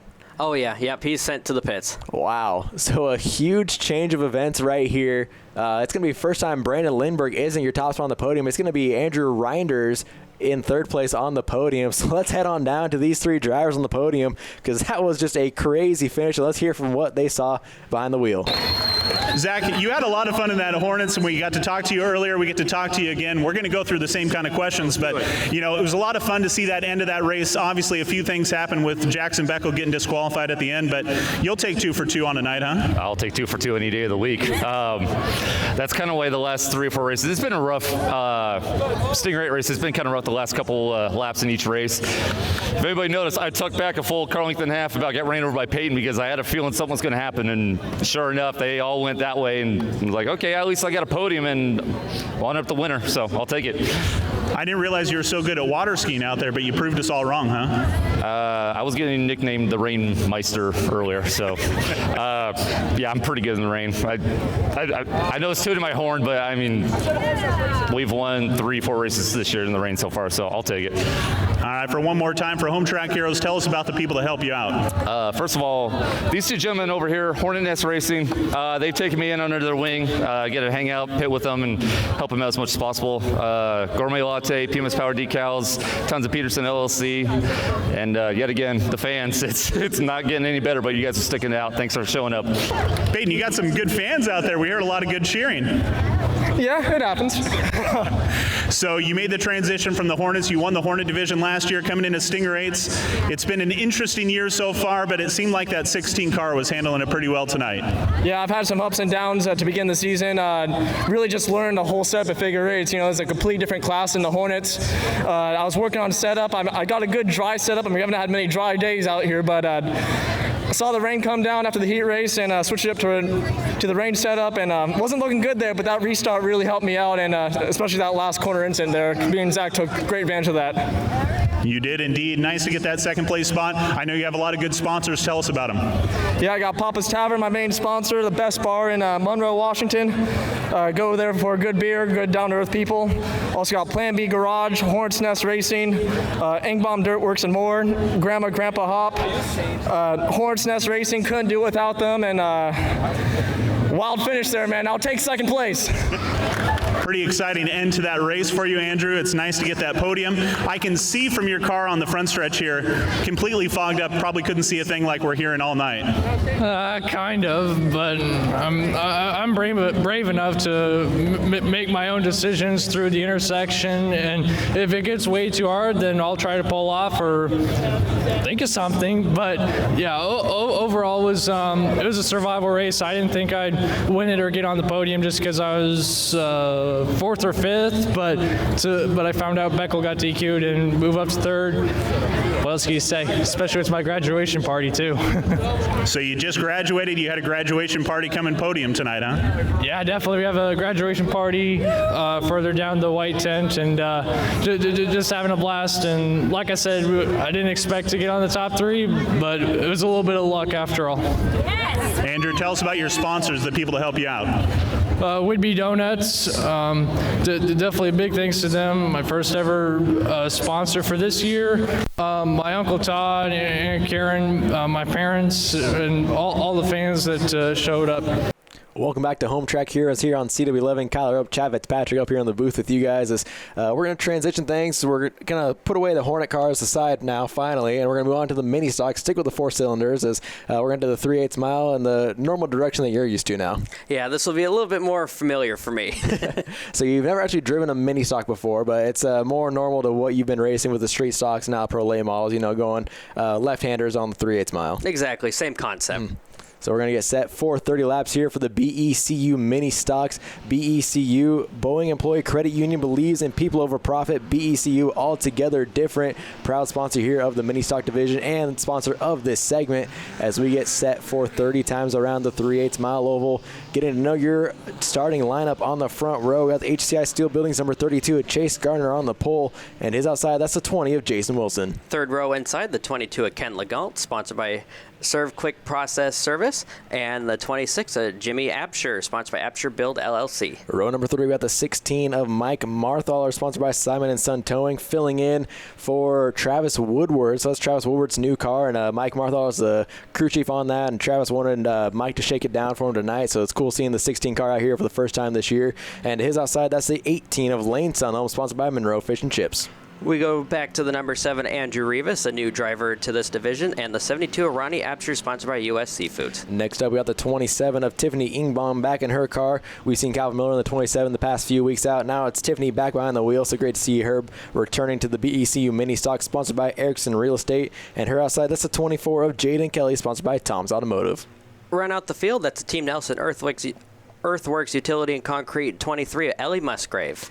So it's been a interesting year here in the mini stocks. It's been the Lane Sunholm show for sure, but it's the wet conditions out, which can sometimes bite that rear-wheel drive Mustang. So it'll be interesting to see how he's able to fare up against all these front-wheel drive cars. I think him and Mike Marthaler will be the only 2 rear-wheel drive cars in the field tonight. And actually, I believe Ellie Musgrave is too. Under that Pinto is a Mustang as well. Oh, okay.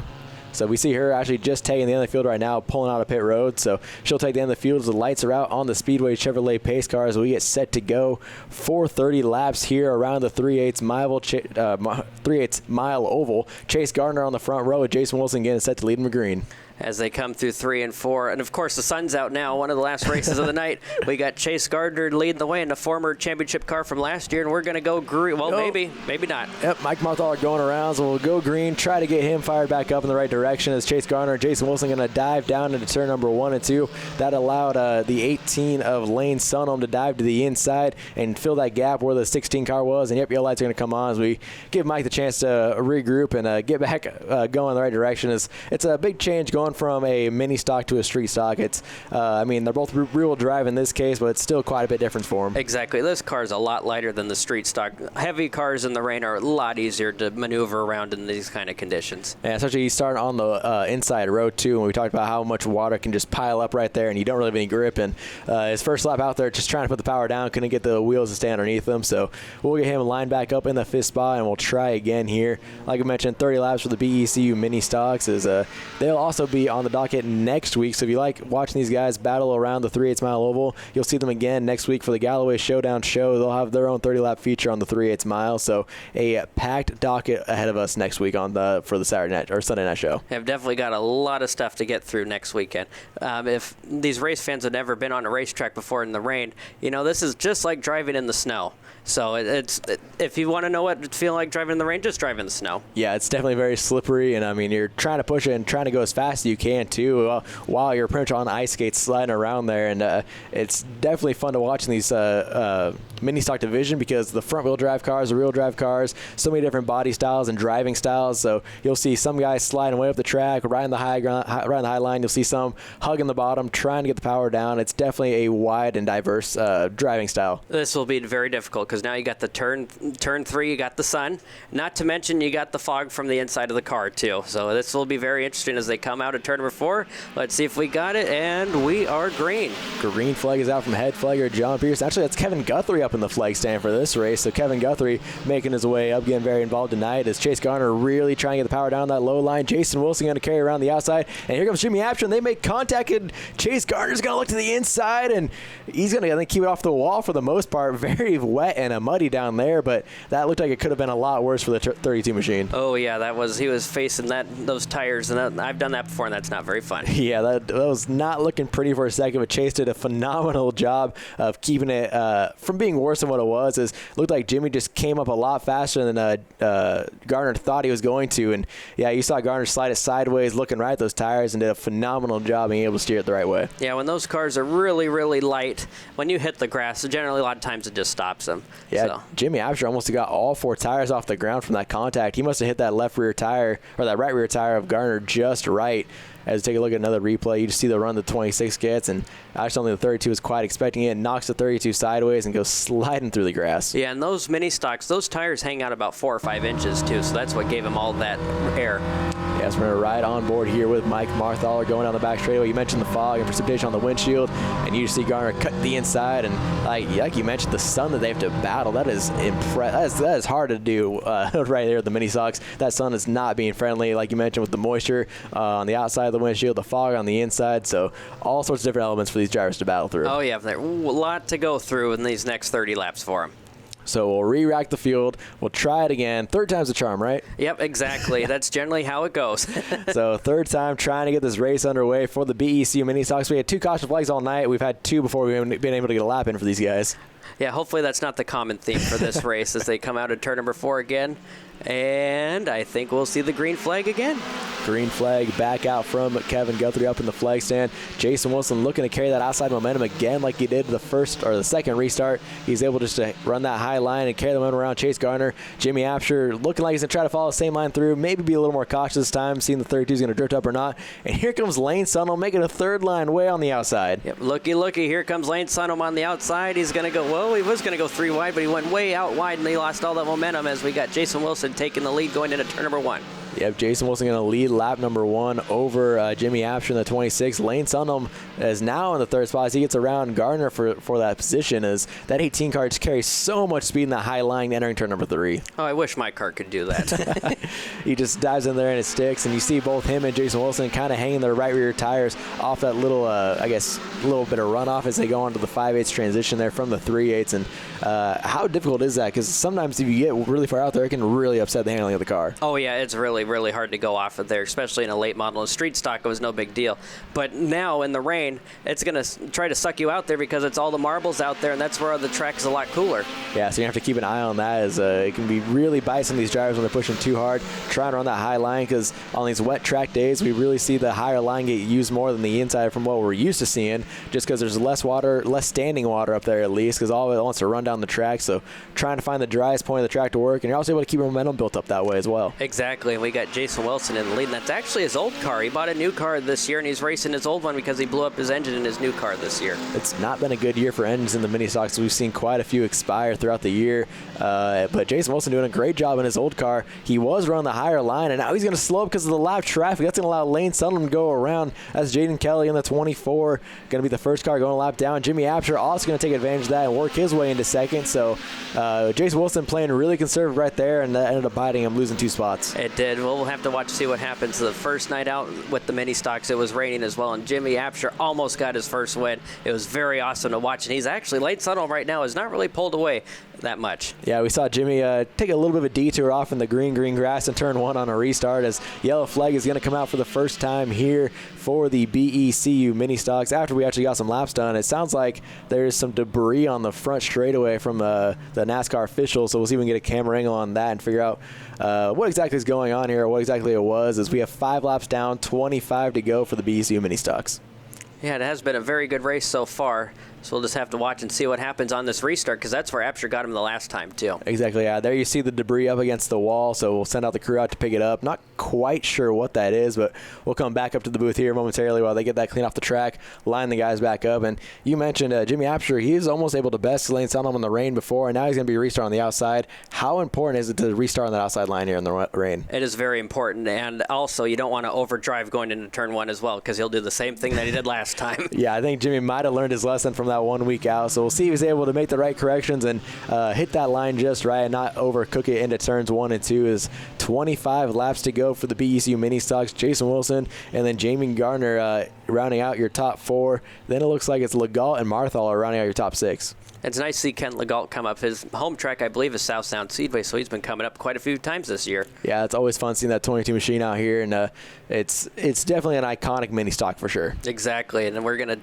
try this again, and actually the 26 has a really good jump, and he's actually going to try to attempt to take the lead going into turn number 1. Yeah, you see how hard Lane Sunholm's going to drive it down into turns 1 and 2, but just not as much grip on that bottom line. Apsher's able to carry that outside momentum and take over the race lead from Lane Sunholm, so that's not something we get to say very often here on Home Track Heroes, but Jimmy Apsher gets around Lane Sunholm for the race lead with 25 coming up to 24 laps to go. At this point, he just got to hit his marks, and for one, do not look in that mirror. Just keep looking forward. Exactly, yeah. inside, so stick to the high groove, which we see Jimmy, he tends to run the middle to lower line when on these wet rain days, which I don't understand. It just must be where the car is more comfortable for him, but he took over the race lead on the outside line. You think he might want to stick with that as you see Marthaler dive it way down to the right side of your screen. He's going to go around. We talked about how that bottom line has no grip. Legault coming to a stop to avoid any contact with him. Here comes Tiffany Ebong as well. It's a tough break there for Mike Marthaler as we see him go around for second time tonight. Good job by driving by everyone by not hitting him as well, because there was not much room to go. Exactly, yeah, and trying to slam on the brakes and the ice, like we talked about, is very hard to do. As we'll take a look at this. Martha looking to the inside of Jason Wilson, and just, like you mentioned, a really light car and just not enough grip to make it stick. And, that is one of the first times this car has been in a race, so maybe the brake bias adjustment might be off. Might have a little bit too much rear brake in that car as well. Yeah, so you see Legault, Absher, the 7 of Andrew Rivas. We mentioned his first time out here in the mini stock, so they all did a great job to avoid him. As we'll re-rack the cars back up, which is probably not what Jimmy Absher wanted to see, because now he's going to have Lane Sunholm to that outside line we just talked about. Exactly. So now give Lane Sunholm the advantage on this restart. And we still have Gardner and Wilson making up row number 2. Now it's Legault and Ronnie Absher in row number 3. Then the 7 of Andrew Rivas and the 27 of Tiffany Ingbong. And then Mike Marthaler rounding out the field. As the lights go out, Speedway Chevrolet pace car pulls in as we get ready to go. Green flag racing once again. 24 laps to go. And Lane Sunholm's going to dip it really wide on the start right here. Yep, as he goes into turn number 1, and like I said, he's got that better advantage now, and he's going to possibly grab the lead coming out at turn number 2, as he is going to have a really good jump, but actually Absher holding on quick. Yeah, he's doing really well as Jimmy Absher in that 26 machine on that lower line. He was able to stick to the inside of Lane Sunholm almost all the way down the back straightaway, but just not quite enough to stick to the door through turns 3 and 4, as Lane Sunholm's going to be your new race leader. Jimmy Absher second, Chase Gardner hanging out in third. Chase Gardner, actually a former quarter midget racer out at the old WQMA in Mukilteo, so great to see him out back at Evergreen Speedway. Yeah, and he's doing a great job, and that's last year's championship-winning mini stock that had Colton Price behind the wheel of it last year. So it's good to see Chase Gardner really comfortable behind the wheel of that machine, and he's doing a great job being able to hang off Jason Wilson, who's had a really strong run all day today so far. Yeah, he's done very, very good for his old car. I think that car likes the rain. Exactly, the last time he ran in the rain, he did a very good job as well. Yeah, Jimmy Absher lost a lot of momentum that time coming off of turn number 2, possibly something going wrong in the 26. Gardner getting really loose that time. They're going to go side by side for that second spot with Jason Wilson looking in as well, as Jimmy Absher just lost a ton of speed, and there must be something wrong with that 26 car, I think. Yeah, I think that, yeah, he's got maybe some possible motor issues, because now he's just getting past now as well. He is completely off the pace. There's something definitely wrong with his car. Yeah, maybe a fuel pump issue or something like that, just not getting enough fuel, or maybe something else, because it looks like the car is still running, but just could not get any power going to the ground. Probably with all this rain, it might be an electrical issue. That is very well a possibility as well, as Lane Sunholm up front now has a huge lead over Chase Gardner, and Jason Wilson is now the third and final spot on the podium, with Ken Legault sitting 4th and Ronnie Absher sitting in 5th. Yeah, we got the double, or I'm sorry, normally he used to run the 00. It's been years since he has it. We got the 18 of Lane Sunholm up front. He's gone as if it was a Zach Bristol Hornet main event tonight. Exactly, yeah. Zach Bristol been very dominant. Sad to see the 07 machine of Zach Bristol not having his mini stock out here, still trying to repair that thing and get that thing running right. But he's been very strong this year in the mini stocks as well. So hopefully we'll be able to see Zach Bristol back out in the mini stock division once again, as we see Mike Marthaler working that 16 car, getting all the bugs worked out of it, getting around Ronnie Absher for 5th, and looking to get by Ken Legault for 4th, as Ronnie Absher's had a great save on the low line 3 and 4. Yeah, it's very difficult with these front-wheel drive cars in the rain, because they will just twitch on you, and then all of a sudden you're back straight again. So you got to be really on your tippy toes on these cars. Yeah, and we continue to watch this great battle for 4th. Mike Marthaler trying to get by Ken Legault. Looked to the inside, but I think he might be a little bit nervous after last time he looked to the inside of a car and spun it around. So just trying to learn the 16 car best they can. It's a new build, or it's a new car for 16 of Travis Woodward. He wrecked pretty hard last year on the season finale, if you remember that, on Home Track Heroes. So he got a new car in the off season, and been trying to work out the bugs all year long. This race, Mike Marthaler, first one to bring it out for the full event. And Mike Marthaler doing a pretty good job now. He's able to keep the wheels underneath him as he looks to the inside of Ken Legault, and looks like he's going to make the pass for the 4th position, that 16 machine. Yeah, as he gets that going back into the 4th position, but he has a lot of ground to make up to get up to 3rd. Exactly, yeah. Jason Wilson way out in front as Ken Legault's going to get a little bit sideways off the corner. Continues to chase. He's going to go around in front of Ronnie Apsher. Ronnie does a great job avoiding it. The 7-car squeaks by as well. It's Andrew Rivas. So, and Ken's just going to throw in reverse, flip her around, and get her back going the right direction. So, caution flag is out for that as unfortunate break there for Ken Legault. We'll take one more look at it. Just got a little bit loose on entry in turn number 1 and never really caught up to the car. As just spun it around going on the back straightaway. Did a great job to avoid the inside wall, and other drivers is don't go anywhere. We got a lot more action here at the conclusion of the BECU mini stock main event right here. Welcome back to Home Track Heroes here on CW11 as we have 16 laps to go in the BECU mini stock main event. Kyler Rupp and Chad Fitzpatrick up here on the booth with you guys. This segment is brought to you by IBEW NECA, the International Brotherhood of Electrical Workers, Local 191 in Everett, and the National Electrical Contractors Association, Cascade Chapter in Mount Vernon, are powering our communities. Union members earn more money and have better benefits and greater job security.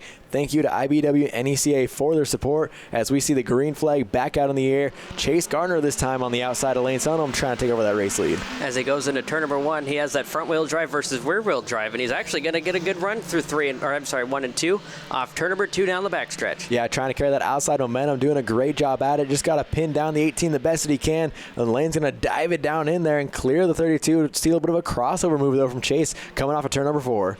And that's all that front-wheel drive power, I'm telling you. He's going into turn number 1, but like I said, he's going to get all that good momentum coming into turn number 1 in the 18 car of Lane Sunholm. Yeah, Marthaler going way down to the low side. That might hurt him as Jason Wilson's going to make it run to the outside for the 3rd position on the podium. So great battle there for 3rd, but Chase Gardner not letting Lane Sunholm get away that easily.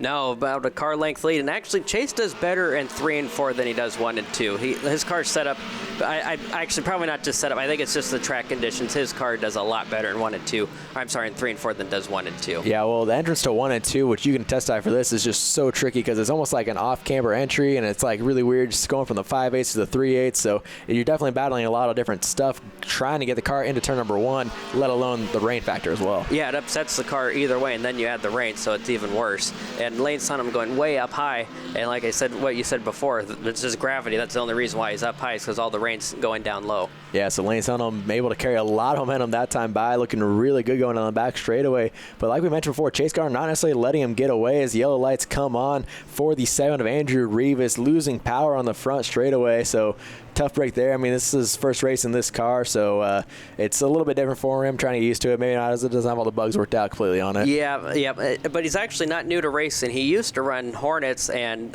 Stingers about 15 years ago, and then he ran a hobby stock out here for a year or two, and they tried doing hobby stocks out here. So he's not new to racing, and that car is actually a former Trent Moriarty championship car. Oh, wow, yeah. So it's definitely can be a fast car, but just got to work out all the bugs for it, you know. I mean, cars that sometimes sit around for a little bit, you know, can develop their own issues, and Brandon's finding one out on the 7 car really quick. Exactly, and then you add the rain on top, so it's just going to be very interesting for him. Yeah, like we said, we saw Jaden Kelly have issues earlier, so possibly some electrical issues, or also there was another car we saw have to get pushed off as well. So you never really know what can bite some of these cars. So it's definitely, racing can be good and bad, and very retrieving at some points. Well, and it's definitely difficult in this class. You're racing a car that you're using parts that are meant to be driven on the street. So these parts wear out very quickly. Exactly, yeah. So we get set for the restart here. Chase Gardner going to get another shot at it on the outside line of Lane Sunholm. See if he's able to make that 32 car stick and possibly get around and be the upset here to knock Lane Sunholm off the top set of the podium for the first time in 2022. Great restart by both drivers. See Lane Sunholm really wiggling those rear tires, trying to get the power down. Chase Gardner sticking right to his door, though. Sticking right out at turn number 2 down the back straightaway, and here comes the 20 car. He's going to be in the mix as well as they go into turn number 3. Yeah, Jason Wilson got a huge run from like a middle line. He wasn't quite at the top as Marthaler was to his outside, but he was running the middle line through 1 and 2, bottom line in 3 and 4, and he's going to clear Marthaler here for that 3rd spot on the podium. Apsher and Legault almost banging doors down the front straightaway for 5th. Yeah, so we got the 16 going way down low. That's the 16 of Mike Marthaler. But he does not have that speed coming off at turn number 2 that the number 20 of Jason Wilson has. Yeah, when you're able to just kind of keep that momentum built up around the long way around the track, it makes it really hard for someone to get a run on you. As Wilson able to hang on to that 3rd spot for now. It's all Lane Sunholm up front, though, with Chase Gardner in 2nd. Not quite letting him completely check out. So Chase really getting that 32 car figured out. It seems like for the first time here in 2022, he's been battling different issues with that car, but he's looking really strong today. Yeah, and Wilson's very, very good run for him this weekend. I think he had to miss 1 or 2 races, but every race he's had so far, he started off good, and then something would happen to his car. Yeah, and I think he's also taking it over some other tracks too, so he's been experimenting with it, just trying to get comfortable with this. Jason Wilson's going to get really loose on in entrance to turn number 1 that time. Going to lose a lot of momentum to Chase Garner, allow Mike Marthaler to get to his back bumper, but we're going to continue watching this battle for the race lead as Chase Garner just trying to figure out where he can find a little bit of speed to hunt down that 18 machine. I'm noticing the last couple laps he's actually looking to go in the middle groove of the racetrack. Maybe he found a little bit more grip than he was going up on the outside. Yeah, and sometimes, I mean, if you're the front-wheel drive car and you're able just to get your back end to rotate a little bit and you're able to carry that momentum through the middle of the corner and carry that speed and just get the power down, it's harder for those rear-wheel drive cars to do. So Chase Garner really experimenting with different lines here, trying to utilize that front-wheel drive power plant that he's got, but Lane Sunholm up front looking really comfortable, just hitting his marks on the outside line. Exactly. He gained about 2 car lengths that last lap, and then the number 20 of Jason Wilson still has a lot of Mike Marthaler in his rearview mirror. Exactly, yeah. So that battle for third spot on the podium I have to keep an eye on as we continue to watch Chase Garner just try to find anything. He hasn't really let Lane Sunholm check out anymore, but he hasn't really closed down that gap either. So Chase really searching around, just trying to find a little bit of speed to start putting some pressure on Lane Sunholm and possibly make a mistake and overshoot the corner or overshoot off track a little bit, which is really easy to do. Exactly, especially with these cars. At this point, Lane Sunholm's just out for a Saturday night evening drive. Yeah, it's been a very common theme here in 2022 in the BECU mini stocks. It's been the Lane Sunholm show, but Chase Garner and Jason Wilson, 2 guys we're not necessarily used to seeing on the podium. They're sitting in second, third right now. Great run from both of these drivers. Yep, and that's like I said, the 32 coming from quarter midgets. Jason Wilson coming up from the from the Hornet division, and he's a second-generation driver. His mom used to drive Bombers out here. Exactly, yeah. So the roots running deep here for a lot of these drivers. Mike Marthaler hanging out in fourth, just still trying to get that 16 car figured out for Travis Woodward. So we'll hopefully see Travis Woodward behind the wheel of it next week during the Galloway 100 show, which you guys can watch here on CW11 next Sunday night at 5 o'clock. First big track race of the year for the pro late models. We'll talk about that here in a little bit at the conclusion of the mini stock races. We got a lot of exciting stuff to talk about, but it's still all Lane Sunholm with 4 laps to go.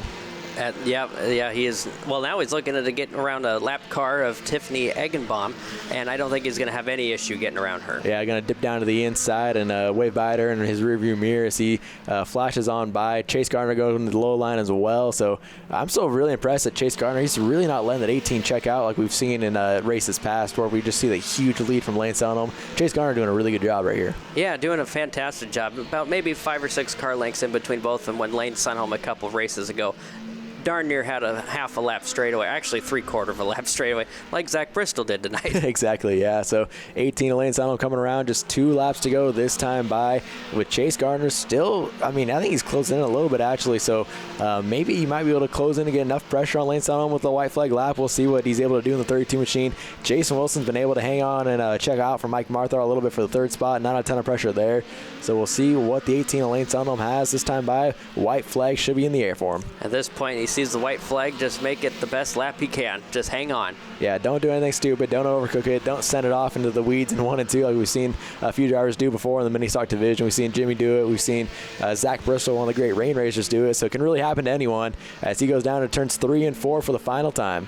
As he takes it through 3 and 4, like I said, he's put another clinic on him for the BCU mini stocks out of turn number 4. Checkered flag, Lane Sunholm. We got Chase Gardner in 2nd, Jason Wilson 3rd, Mikey Marthaler in 4th, and round out the top 3, I believe, is going to be Mr. Absher, Ronnie Absher. Yeah, Ronnie Absher, I think that's his career best finish this year in 5th position, so great job for him. Here comes Ken Legault around the final time, and I think just Jimmy Absher got back out there, so hopefully figured out what was going on with that car and get it ready for the Galloway show next week. Is overall great race by the BECU mini stocks, putting on some great action all throughout the field with not a huge car count, but some great racing all throughout the entire field. Lane Sunholm 1st place, Chase Garner 2nd, Jason Wilson 3rd. Let's head on down to the Angel Wins platform and hear from your top 3.